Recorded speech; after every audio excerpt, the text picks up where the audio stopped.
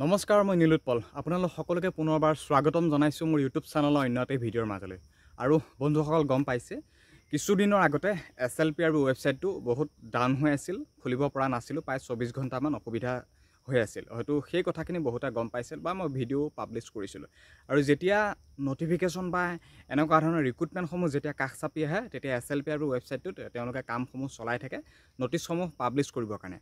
আৰু যোৱাকালি এখন অফিচিয়েল নটিফিকেশ্যন পাব্লিছ কৰিলে। আজিৰ তাৰিখত 25 জুন ৰিজাল্ট দিয়া হ'ব SLPRB তৰফৰ পৰা, মানে এক্স ছাৰ্ভিচমেন কোটা। সেইটো এটা বেলেগ বিষয়। আৰু খুব সোনকালে আমাৰ আছাম পুলিচৰ ABUBৰ জুলাই মাহতে এডমিট কাৰ্ড দিব। জুলাই মাহতে এডমিট কাৰ্ড দিব ইতিমধ্যে CM ছাৰে কৈছে। আৰু CM ছাৰে বহুখিনি কথা কৈছিল ইলেকশ্যনৰ আগত কোনবোৰ কথা কৈছিল? জুলাই মাহত এডমিট কাৰ্ড দিম, জুলাই মাহত দৌৰাম। কিন্তু জুলাই মাহত আজিৰ তাৰিখতো এডমিট কাৰ্ড দিম বুলিয়ে কৈছে, ইলেকশ্যন জিকাৰ পিছতো। আৰু ইলেকশ্যনৰ আগত কেনেকুৱা ধৰণৰ কথাবিলাক কৈছিল মন কৰিছে নিশ্চয়। 10 নম্বৰ এক্সট্ৰাকৈ দিয়া হ'ব, ফ্ৰীতে।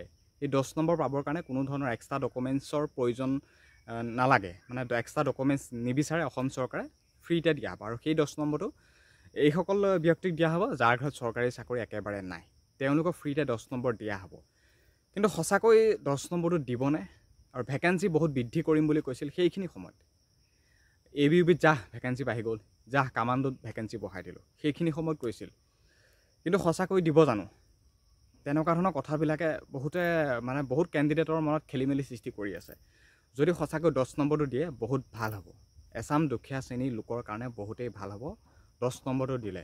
কাৰণ আজিৰ তাৰিখত সকলোৱে কোৱা নাই, কিছুমান ঘৰত একেটা ঘৰতে 3জন 4জন তেনেকৈ চাকৰিয়াল লোক আছে। কিন্তু যিসকল দুখীয়া ঘৰৰ সন্তান আছে বা যিসকল এপ্লাই কৰিছে এই ৰিক্ৰুটমেণ্টসমূহত, তেওঁলোকৰ ঘৰত একেবাৰে চৰকাৰী চাকৰি নাই, বা তেওঁলোকৰ 10 নম্বৰটো দিম বুলি কোৱাৰ কাৰণে বহুতে ভাল পাইছে। গতিকে বহুতে ভাবিছে 10 নম্বৰটো নিদিয়ে বা 10 নম্বৰটো দিব। যদি 10 নম্বৰটো দিয়ে ভালেই হ'ব, কিন্তু এই নিদিয়াৰ বিষয়লৈ নাযাবগৈ আমি যিমানখিনি কথা গম পাইছোঁ। কাৰণ CM ছাৰে ইলেকশ্যনৰ আগত যিমানখিনি কথা কৈছিল, হয়তো আজিৰ তাৰিখতো সেই কামখিনি সেই কামখিনি কৰাৰ দিশে গৈ আছে। জুলাই মাহৰ এডমিট কাৰ্ড আজিও দিম বুলি কৈছে বা ইয়াৰ আগতো কৈছে। আৰু খুব কম দিনৰ ভিতৰতে এডমিট কাৰ্ড দিব ইতিমধ্যে। যিহেতু আমাৰ জুন মাহটো প্ৰায় গ'লহি, জুন মাহটো ইতিমধ্যে প্ৰায় জাপৰি হ'ল। আজি 25 তাৰিখ, 25 জুন।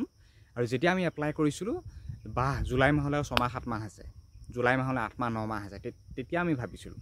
আৰু আজিৰ তাৰিখত জুলাই মাহটো পাবলৈ এটা সপ্তাহো নাই। গতিকে জুলাই মাহতে আমাৰ আছাম পুলিচৰ ফালৰ পৰা এডমিট কাৰ্ড মুকলি কৰি দিয়া হ'ব।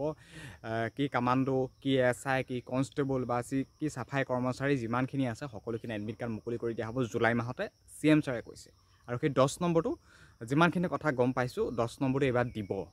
10 নম্বৰটো দিব পজিটিভ থকা।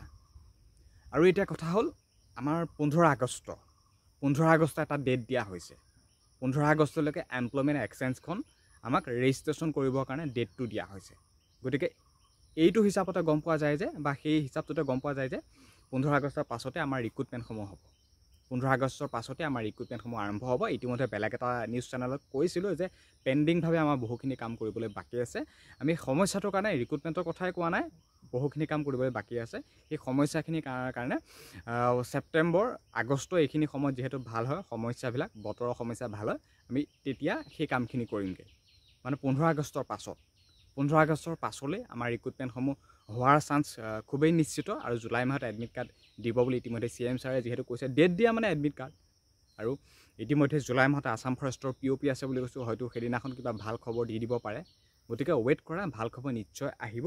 আৰু এমপ্লয়মেণ্ট এক্সচেঞ্জখন ৰেজিষ্ট্ৰেশ্যন কৰা খুব সোনকালে, বেছি দিন যিহেতু সময় নাই। আৰু পিছলৈ গৈ থাকিলে ছাৰ্ভাৰ ডাউন হয়। যেতিয়া 29 ফেব্ৰুৱাৰীত ডেট দিছিলে, বহুতে এপ্লাই কৰিব পৰা নাছিল, বহুতে খেলি মেলি হ'ল। গতিকে আজিৰ তাৰিখত আকৌ এটা ডেট দিয়া হৈছে দীঘলকৈ, 15 আগষ্ট। এই 15 আগষ্টৰ আগতে ৰেজিষ্ট্ৰেশ্যন কৰি লোৱা। এতিয়া 2023ত যিসকলে এপ্লাই কৰিছিল তেওঁলোকে ৰেজিষ্ট্ৰেশ্যন কৰিব লাগিব, আৰু যিসকলে 24ত কৰিছিল তেওঁলোকে কৰিব নালাগে। এতিয়া ভেকেঞ্চি বঢ়োৱা নবঢ়োৱা এইখিনি কথা গম পাইছে। ভেকেঞ্চি নিশ্চয় বঢ়াব, বা যিখিনি কথা কৈছে ইলেকশ্যনৰ আগত সেই কামখিনি কৰিব, কম বেছি পৰিমাণে হ'লেও কৰিব। 10 নম্বৰ নিদিলেও 5 হ'লেও দিব, বা 10টো দিলেতো ভালেই। আৰু মই যিসকলৰ ঘৰত চৰকাৰী চাকৰি আছে তেওঁলোকৰ কাৰণে হয়তো এই খবৰটোৱে ক'ৰবাত নহয় ক'ৰবাত হয়তো তেওঁলোকক খেলি মেলি অসুবিধাৰ সন্মুখীন কৰিব যে 10 নম্বৰ কিয় দিব লাগে, যোগ্যতাৰ ভিত্তিত দিব লাগে। তেওঁলোকৰ ফালে যদি কথাখিনি চাওঁ, নোহোৱাও নহয় কথাষাৰ। আৰু মানে সকলোফালে কথাখিনি চালে ইফালেও হয় সিফালেও হয়। বাকী এতিয়া অসম চৰকাৰে জানিব, মইতো ইমান বিশেষ এই বিষয়টোৰ পৰা ইমান ক'ব নোৱাৰোঁ, কাৰণ চি এম ছাৰে যিটো কয় সেইটো হয়।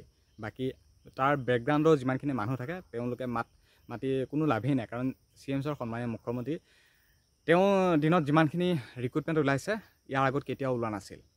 1 লাখ চাকৰি কেতিয়াবা হৈছিল নে? নাই। গতিকে আজিৰ তাৰিখত ইমানখিনি ভেকেঞ্চি দিছে বা এডিএত ইয়াৰ আগত 26,000 হৈ গ'ল, এতিয়া 12,000 বা বহুখিনি ভেকেঞ্চি মুকলি কৰিছে চি এম ছাৰৰ দিনত। হয়তো সেই মৰ্মে বা চি এম ছাৰক আমি সন্মতি জনাবই লাগিব চি এম ছাৰৰ কামসমূহ। বাকী আহি থকা দিনবোৰত আমি গম পাম, অফিচিয়েল খবৰ দিলে হয়তো তেতিয়া আমি ডাইৰেক্ট ক'ব পাৰিম যে হয় সঁচাকৈ মাৰ্কসমূহ দিব, হয় সঁচাকৈ ভেকেঞ্চি বৃদ্ধি কৰিল, হয় সঁচাকৈ এনেকুৱা ধৰণৰ কামবিলাক হ'বলৈ গৈ আছে। এতিয়া নিশ্চয় বুজি পালা, আমি খুব কম দিনৰ ভিতৰতে এডমিট কাৰ্ডখন পাম বুলি ভাবিছোঁ। জুলাই মাহতে খুব সোনকালে ৰিক্ৰুটমেণ্টো হ'ব 15 আগষ্টৰ পাছলৈ। আৰু এনেকুৱা ধৰণৰ যিকোনো ইনফৰ্মেটিভ খবৰসমূহ পাই থাকিবৰ কাৰণে মোৰ চেনেলটো ছাবস্ক্ৰাইব কৰি ৰাখিবা। আৰু গম পাইছে যোৱাকালি 24 জুনৰ দিনাখন যিখন নটিফিকেশ্যন পাব্লিছ হৈছিল, কোনোবাই গম পাইছিলা নেকি আজিৰ তাৰিখত যে SLPIB তৰফৰ পৰা কিবা এখন নটিচ আহিব? কোনেও গম পোৱা নাছিল। কিন্তু চি এম ছাৰে এতিয়া কৈ আছে যে এডমিট কাৰ্ড জুলাই মাহতে দিম বুলি। গতিকে সেইটো হিচাপতো ডাইৰেক্ট গমেই পোৱা যায় যে এডমিট কাৰ্ড জুলাই মাহতে দিব বা ইণ্টাৰভিউ 15 আগষ্টৰ পাছতেই হ'ব বুলি গম একদম পোৱাই যায়। গতিকে সেইটো কাৰণে কৈছোঁ, চি এম ছাৰে যিহেতু যিবিলাক কথা কয় সেই গোটেই কথাবিলাক তেওঁ আমাৰ আগত কামবোৰ কৰি দেখুৱায়। আৰু আজিৰ তাৰিখত ৰিজাল্ট দিয়া হ'ব, কোনটো সময়ত দিয়া হয় নহয় নাজানো। আৰু নটিফিকেশ্যনৰ মতে আজিয়ে দিয়া হ'ব এক্স ছাৰ্ভিচমেনখিনি। আৰু হয়তো এনেকৈ কোনোবা এটা সময়ত এডমিট কাৰ্ডো আহি যাব পাৰে।